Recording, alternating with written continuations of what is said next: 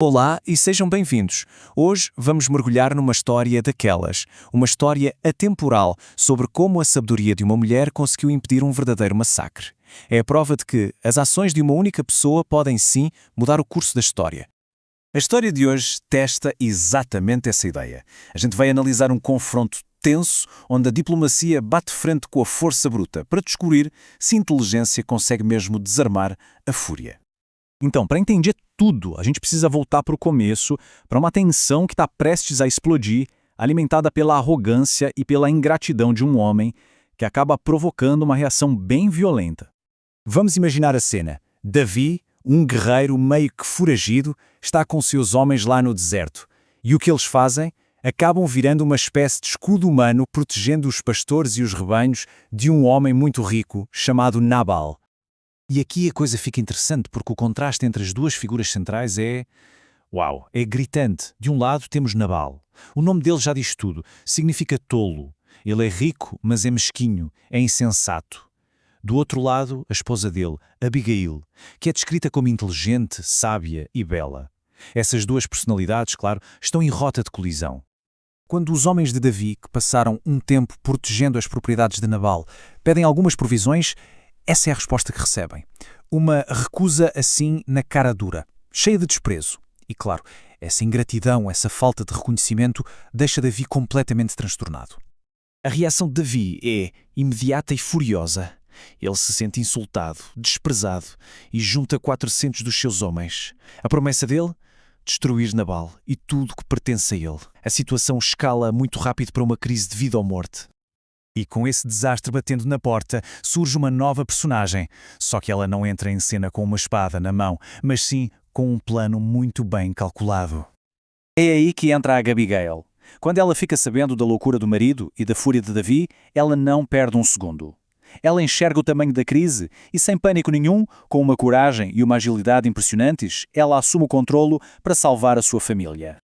E a estratégia dela é simplesmente brilhante. Olha só, ela não age por impulso. Primeiro, ela prepara uma oferta bem generosa para acalmar os ânimos. Segundo, ela manda os servos na frente, como se fosse uma vanguarda diplomática. E terceiro, a parte mais corajosa. Ela mesma vai ao encontro de Davi, se colocando bem no caminho do perigo. Quando ela finalmente encontra Davi, o discurso dela é uma verdadeira obra-prima da diplomacia. Ela assume a culpa para si, elogia a reputação de Davi e apela para o lado nobre dele, pedindo para que ele não suje as mãos de sangue por causa de um homem tolo. Repara, ela não defende o erro do marido, mas ela intercede para evitar uma tragédia muito maior. E não é que funciona. A estratégia dela dá certo. Davi fica genuinamente impressionado. Ele reconhece a sabedoria dela e a elogia por tê-lo impedido de cometer um ato de vingança do qual ele com certeza se arrependeria depois. A intervenção de Abigail simplesmente desarma a bomba. Mas olha que interessante, a sabedoria da Abigail não aparece só na negociação com o Davi. A forma como ela lida com o próprio marido quando volta para casa, isso também ensina muito. Tenta imaginar a cena. Abigail acaba de impedir o massacre. Está voltando para casa e o que ela encontra? Nabal dando uma festa completamente bêbado, sem ter a menor ideia do perigo que correu. O contraste é absurdo, né? A sobriedade estratégica dela contra a ignorância e o excesso dele. Ela podia muito bem ter chegado e confrontado ele na mesma hora, na frente de todo mundo. Mas não, ela não fez isso. E essa linha do tempo mostra a paciência dela. Ela esperou o momento certo, quando ele já estava sóbrio, para contar toda a verdade. E o choque foi tão grande, a notícia do desastre que ele quase causou foi tão forte, que o coração dele ficou como pedra e pouco tempo depois ele morreu. E o ponto central aqui é o que a gente pode chamar de confronto estratégico. Abigail não fugiu do confronto, mas ela escolheu o momento exato para ter o máximo de impacto com o mínimo de risco. Vamos pensar um pouco. Quantas brigas inúteis poderiam ser evitadas se a gente escolhesse o momento certo para falar em vez de reagir de cabeça quente? É uma lição muito poderosa sobre inteligência emocional, não é? Beleza. Agora vamos para o desfecho da história, para ver como as ações de cada personagem acabaram selando o destino de cada um. Isso ilustra um tema bem central da narrativa. Um ponto-chave aqui é que Davi foi poupado de ter que se vingar com as próprias mãos. A história meio que sugere que a justiça acontece por si só, reforçando aquele princípio de que a vingança não precisa ser executada por nós.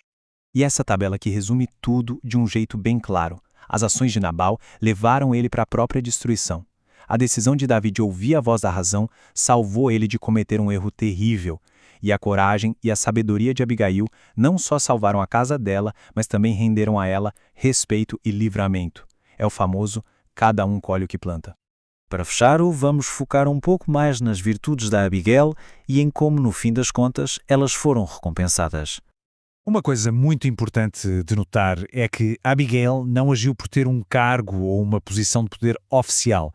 Sabe, ela não precisou de um título de prestígio para ter um papel fundamental. A influência dela vai do caráter, da sabedoria e da coragem que ela demonstrou. E são exatamente estas as qualidades que estão na base do sucesso dela. A coragem de enfrentar um exército, a sabedoria de achar uma solução pacífica, a lealdade à sua casa, mesmo com um marido difícil, a prontidão para servir e, claro, o seu papel como intercessora. No fim, a história se encerra com a Davi, depois da morte de Nabal, tomando Abigail como sua esposa. A recompensa final dela não foi só sobreviver, mas começar uma vida nova. Um resultado direto da sua prontidão para servir e agir da maneira certa. E assim essa história nos deixa com uma baita reflexão. Ela nos apresenta 3 arquétipos, 3 tipos de pessoas. Nabal, o tolo que cria o conflito, Davi, o guerreiro que reage com fúria, e Abigail, a intercessora que busca a paz com sabedoria. E a pergunta que fica pra gente é, diante dos nossos próprios conflitos, qual desses papéis a gente escolhe desempenhar?